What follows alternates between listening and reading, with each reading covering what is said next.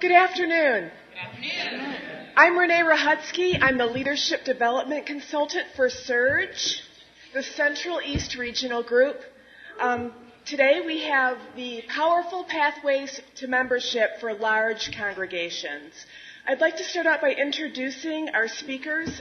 First of all, from the First Unitarian Church of Rochester, New York, at membership at 993.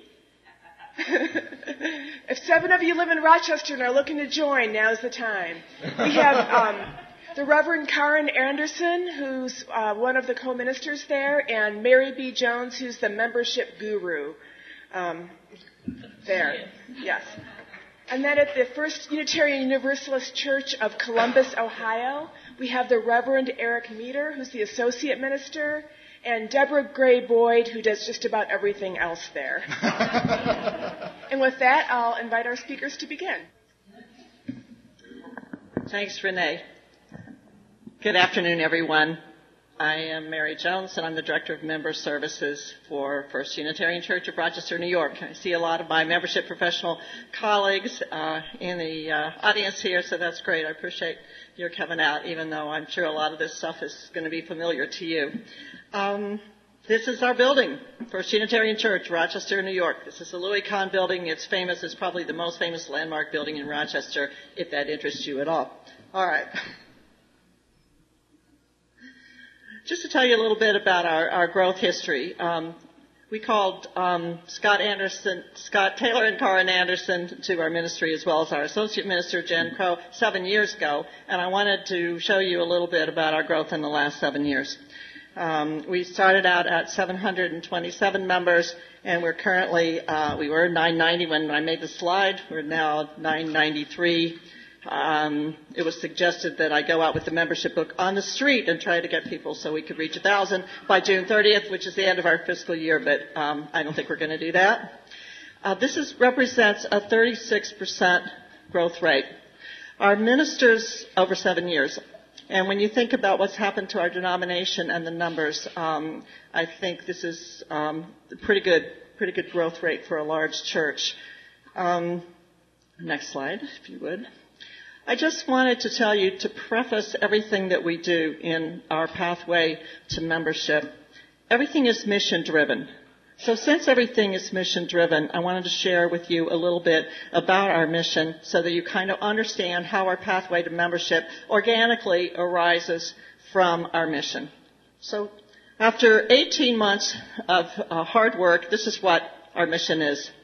Healing spiritual disconnection by helping each other listen to our deepest selves, open to life's gifts, and serve needs greater than our own.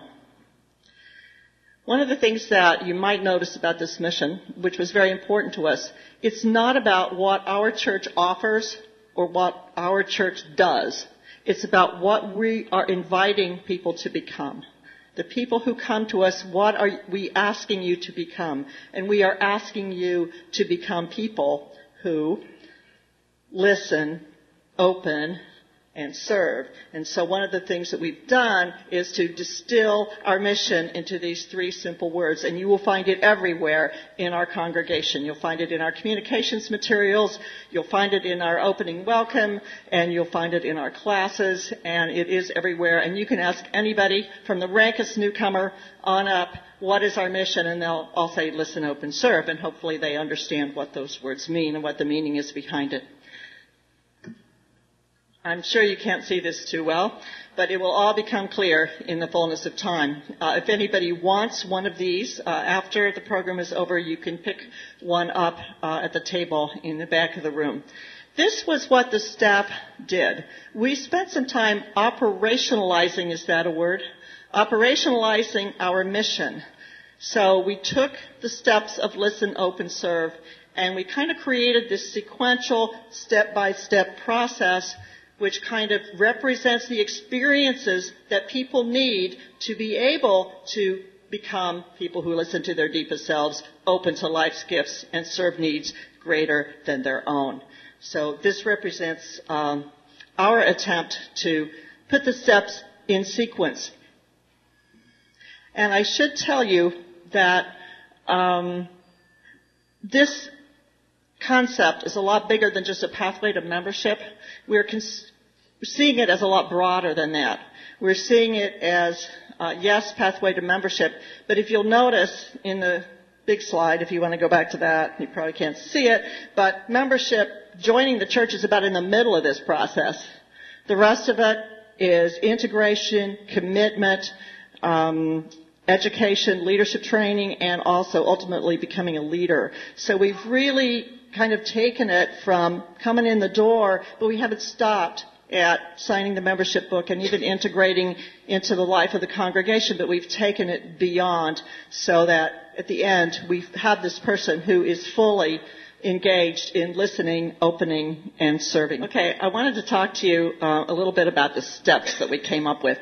One of the things that we discovered when we put our steps in the context of the mission was that we already had a lot of the steps, but putting it in the context of our mission really allowed us to see where the gaps were, what the problems were, where the overlaps were, and we were able to kind of eliminate redundancies, sort of switch things around, refine things, so that our sequence makes a lot more sense now than it did before. Also, one of the powerful things we felt we needed to do was to get everyone on the same operating system. In the past, you may have had people join the church, and you would have asked 20 people who joined on a particular Sunday what their understanding of what our church does, and you would have gotten 20 different answers. Also, you might have asked our church leaders, what is our guideline for pledges for people who join the church? They wouldn't have had a clue because they wouldn't have gone through our classes that say 3 to 5% is our expectation for pledging. So we said, boy, something's wrong here. And so I think Karen is going to talk a little bit later about how we're encouraging people to circle back and get the early part of these steps. Takes the guesswork out. And this I'm specifically referring to newcomers. We have pretty much with these steps programmed, I hate to use that word with Unitarian Universalists, but I will, programmed the first 3 months of our newcomers' experience at First Unitarian, which we feel prevents them from wandering in the wilderness for 40 days and 40 nights or however long it takes them to wander. We clearly have our sequential process mapped out. People know what it is, and our newcomers always know the next step, which we feel is an important and powerful piece on the pathway to membership.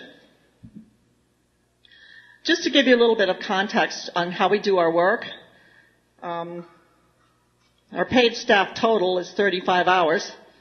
I work 15 hours. We have our director of lay ministries, which kind of takes over. I pretty much concentrate on new member ministry through signing the membership book. She takes over with integration and leadership development and getting people involved in programs like pastoral care. That's 10 hours a week. We do have a database administrator who works 10 hours a week, and we have a membership team. And our membership team has some key people on it, one of which is our hospitality team lead that coordinates all of our infrastructure of welcome, and that's Suzanne, who's right here in the front in green. So that's how we do our work. That's the staff and lay team that we put together.